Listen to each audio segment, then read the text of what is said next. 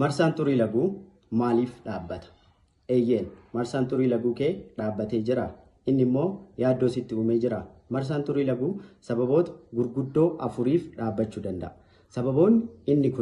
Sababni inni jalqabaa outflow tract obstruction jennaan. Outflow tract obstruction jechuun ovariin hojii isii hojjechaa osoo jirtu, hormonoonni wal hormaataa oomishamaa osoo jiran, gadameessis marsaa xurii laguu uumuu osoo danda'u, balballi gara alaa sababoota uumamaatiin kan cufame yoo ta'edha jechuudha.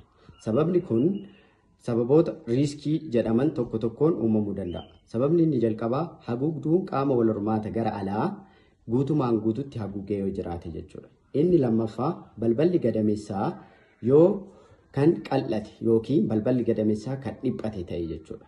Sababoota da'umsaatiin immoo qaama wal hormaataa gadameessaa irratti madaan garaagaraa jiraate qaamni gadameessaa walitti maxxanee kafayye yoo ta'e inni kun rakkoo biraa akka gara alaatti hin baane taasisuudha jechuudha. Inni biraa uumamaan qaamni wal hormaataa iddoo garaagaraatti qoqqooddiin qaama wal hormaataa keessa yoo jiraate dhiibbaa kana uumuu danda'a jechuudha.